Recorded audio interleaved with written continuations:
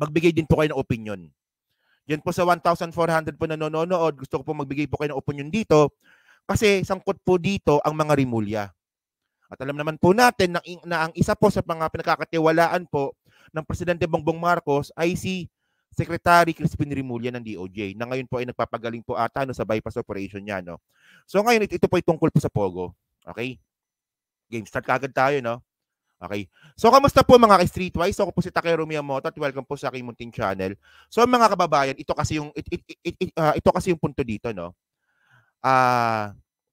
Maingay po kasi yung tungkol nga po kay Alice Guo regarding po sa Pogo.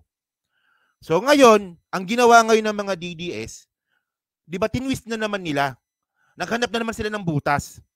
Kasi ang sinasabi ngayon ng mga DDS ngayon, nakita ko to sa mga DDS vlogger, nakita ko tong narrative na to na bakit nila, di ba bakit daw po masyadong iniipit si Alice Guo regarding sa Pogo, pero in reality, nasa loob naman daw po ng bakuran ni PBBM yung pinaka malaking Pogo sa buong Pilipinas at ito daw po yung mga Rimulya.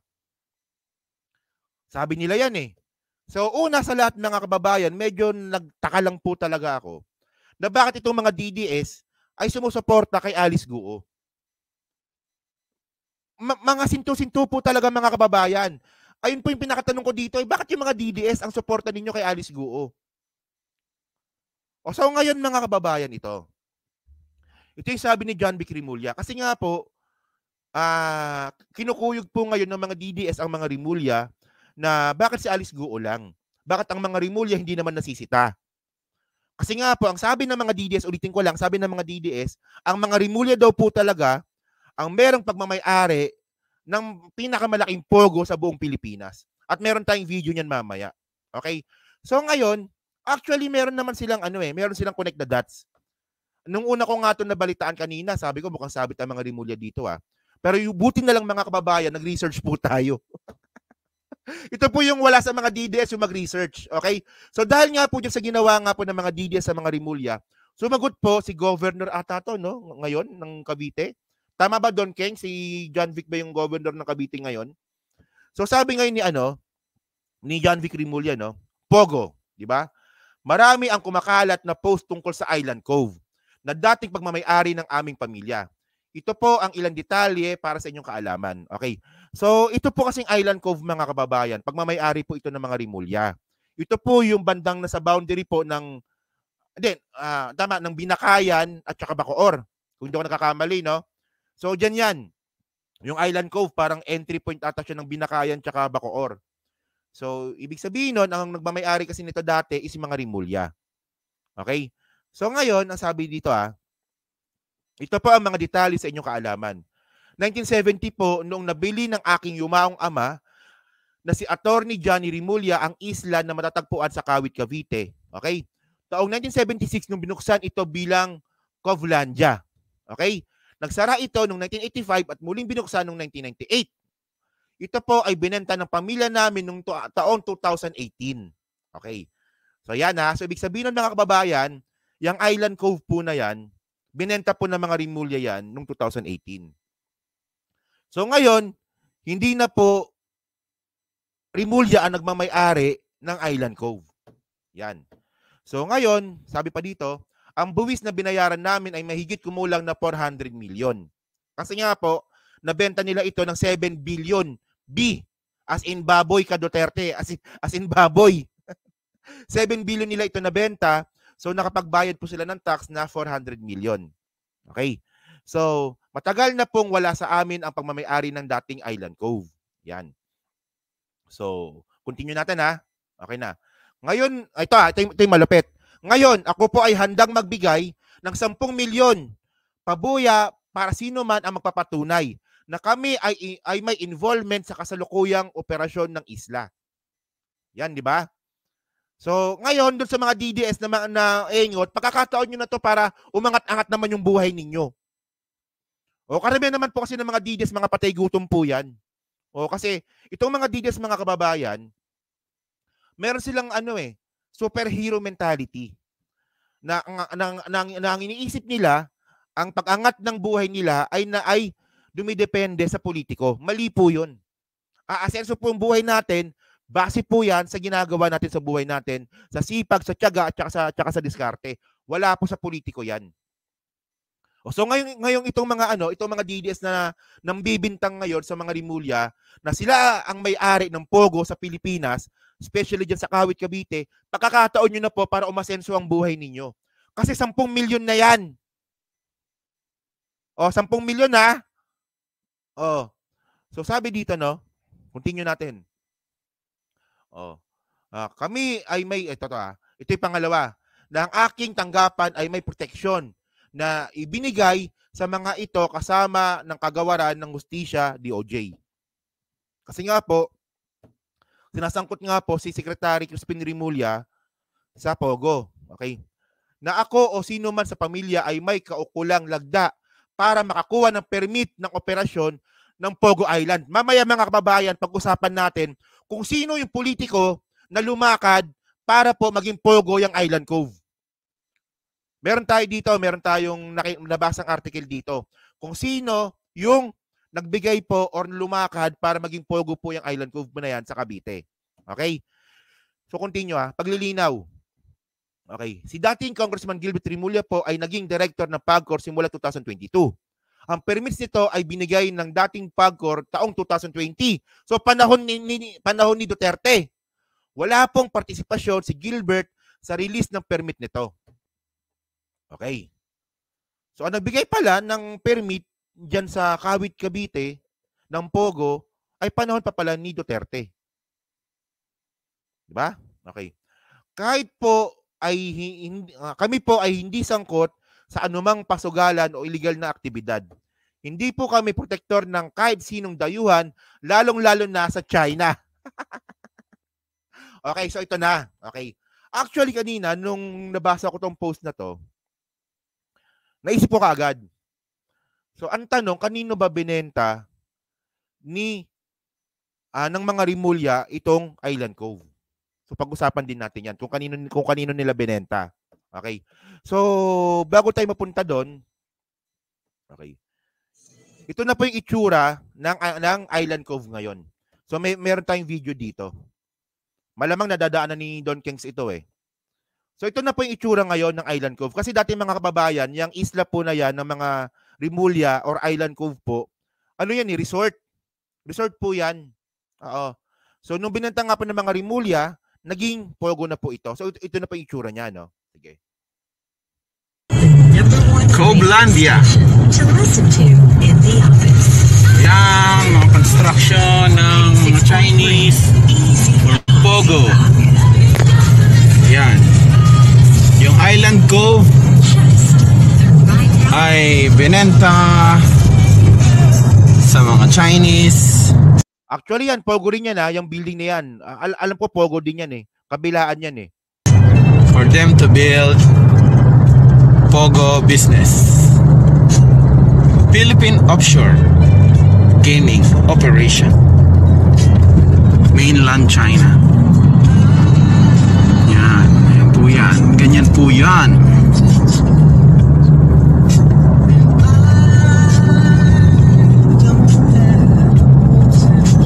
Sayang yung mga mangrove na pinutol dyan.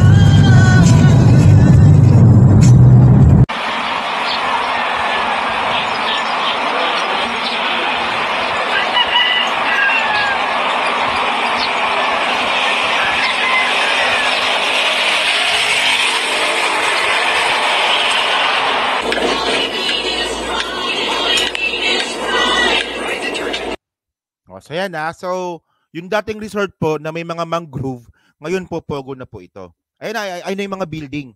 So ito nga po ay binibintang nila sa mga Rimulya ngayon. Okay. So ngayon ang tanong ngayon dito ito. Continue natin to. So teka lang. So yan.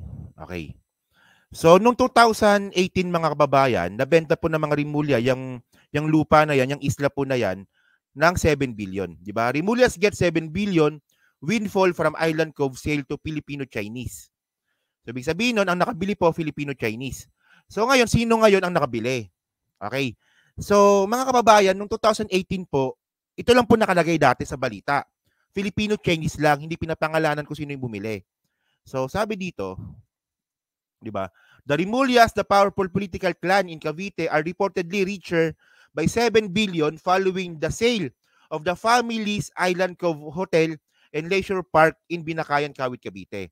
And then mga kababayan, ito a babbler told us that the buyer, consortium led by Filipino-Chinese gaming tycoon, paid roughly 20,000 per square meter for the 36 hectare. Ang laki pala, no? 36 hectare pala ito, no?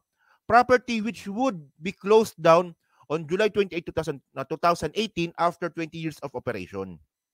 Okay. So nakakalungkot mga kababayan, no? Kasi ako, ano yan eh, napupunta ako siguro mga 3 beses. Di ba? Nakapunta rin po ako dyan sa Island Cove. So, kasi minsan mayroong concert dyan, di ba? Minsan may mga forum, yan, na mga politiko yan. Sa Island Cove nangyayari dati yan, no? Okay.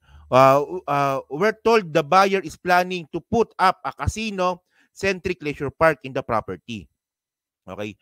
The brothers Cavite Governor Jesus Crispin Remulla, Juan Victor, and former broadcaster Gilbert Remulla have refused to provide details on the purchase of the property.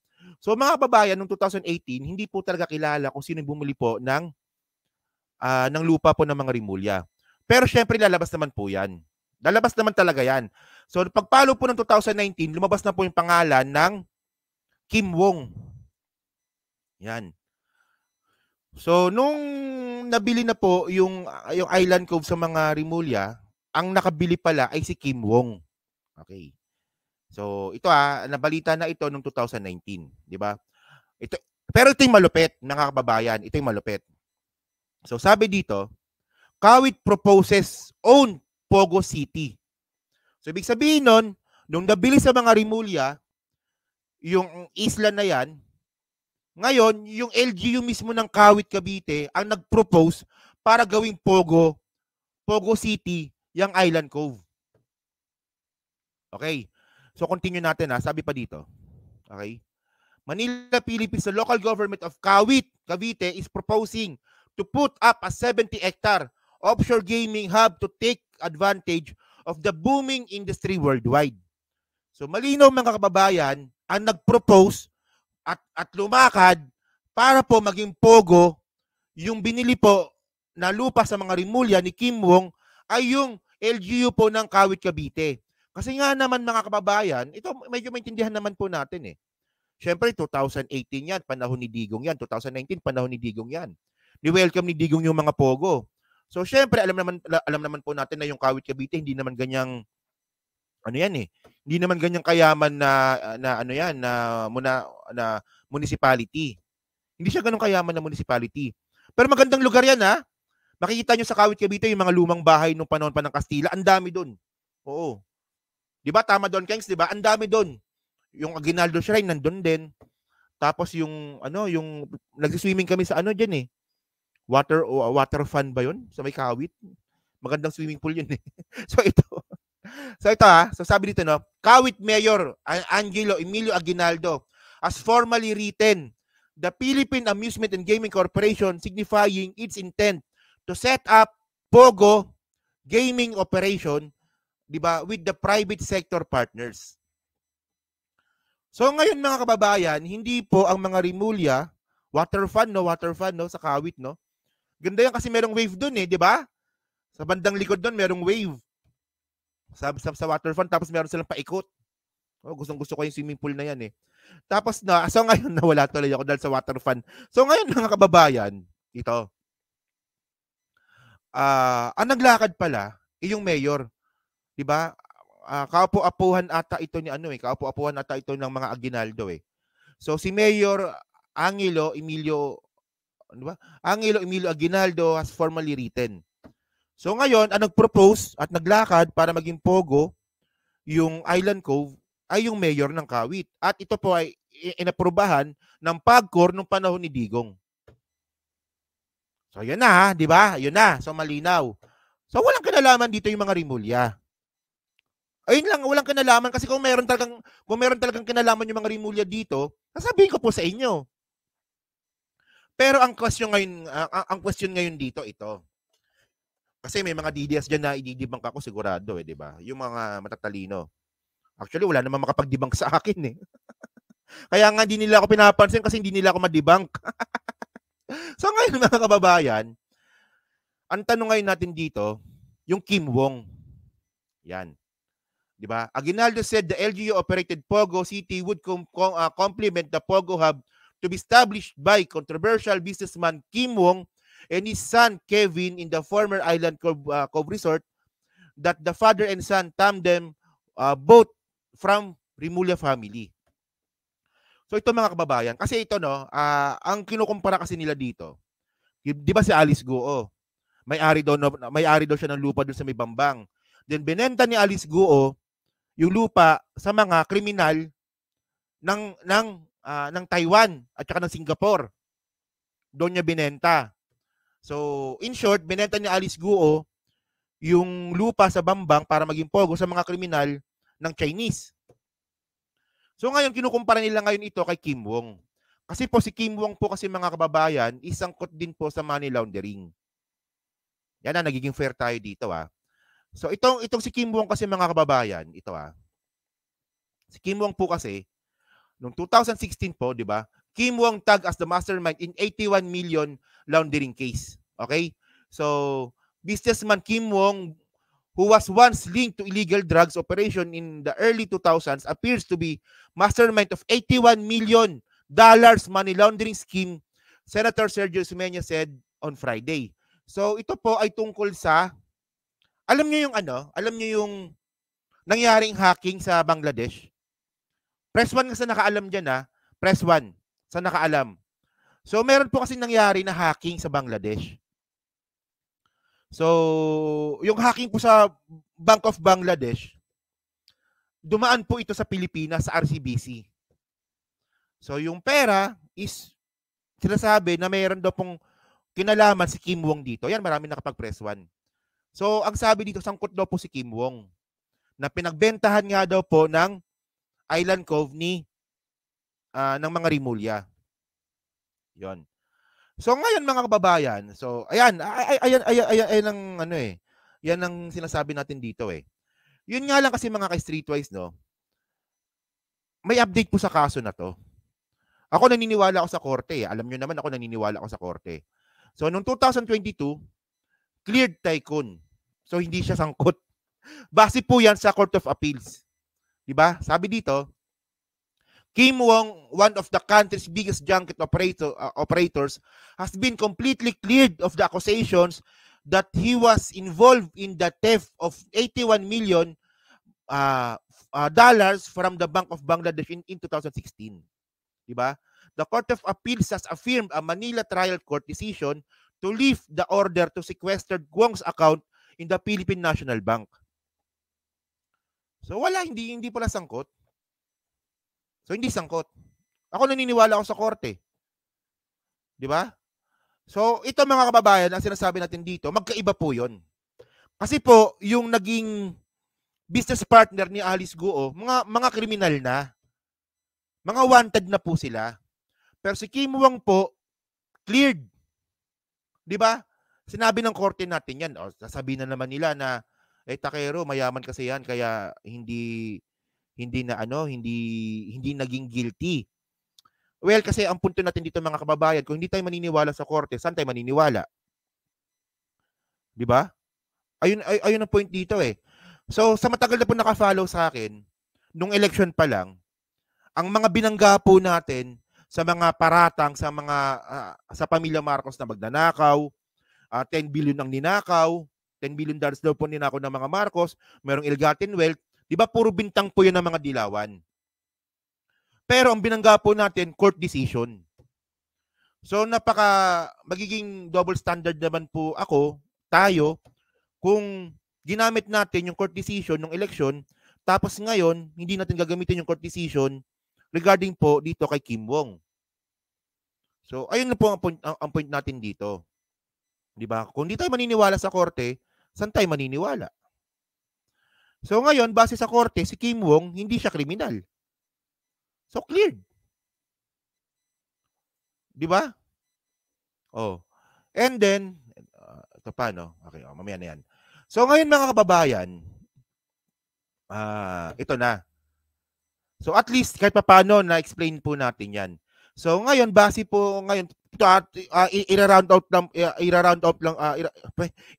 lang po natin na malinaw mga kababayan na ang mga Rimulya ang may-ari ng Island Cove na binenta nila kay Kim Wong na merong kaso ng money laundering na na-cleared po sa korte. Tapos nung binenta nga po, 'di ba, ng mga Rimulya kay Kim Wong, ang ginawa naman po ng LGU ng Kawit Cavite, ginawang pogo. Na hindi naman po natin masisisi ang Kawit Cavite kasi kailangan nila ng pera. 'Di ba? Nung panahon na 'yun, welcome ang pogo nung panahon ni Digong. So, pagkakataon na rito ng Kawit Cavite na at least magkaroon man lang ng income at saka trabaho sa mga taga-Kawit. So, well, ngayon kasi iba na po kasi ngayon ang sitwasyon. Medyo bad image na po talaga yung pogo. At malinaw dito mga kababayan na ang nagbigay po ng permit is nung panahon po ni Duterte. So malinaw, walang kinalaman po ang mga Rimulya dito. 'Di ba? Yun nga lang, pinipilit po kasi nila, 'di ba? Pinipilit po kasi nila pero hindi naman totoo yun kasi si Ping Lacson totoo. Buti na comment mo yan, no. Kim Wong allegedly connected kay Lacson way back 2020, year 2000. Remember, Lacson is from Cavite. Na hindi naman totoo yan. Kasi ang alam ko, ang isa diyan sa mga nang bintang diyan ay si Morales. 'Di ba, na-contenta natin yan, 'di ba? Yung sinasangkot si Lacson sa droga. Tapos, ang isa sa mga star witness niya, si Ador Mawanay, si Rosebud, at si Morales. Oh. So, yan mga kababayan, no? So, at least kahit paano, ginawa ko po ng paraan para ma-explain po sa inyo na base po sa mga nabasa natin, wala pong kinalaman ang mga Rimulya sa pogo na nangyayari po dyan sa Kawit. So, ngayon, sa mga DDS na patuloy pa rin po, di ba, na naniniwala sa ganyang klaseng mga istorya, ilabas ninyo ang ebidensya ninyo para meron kayong 10 milyon galing po sa mga Rimulya.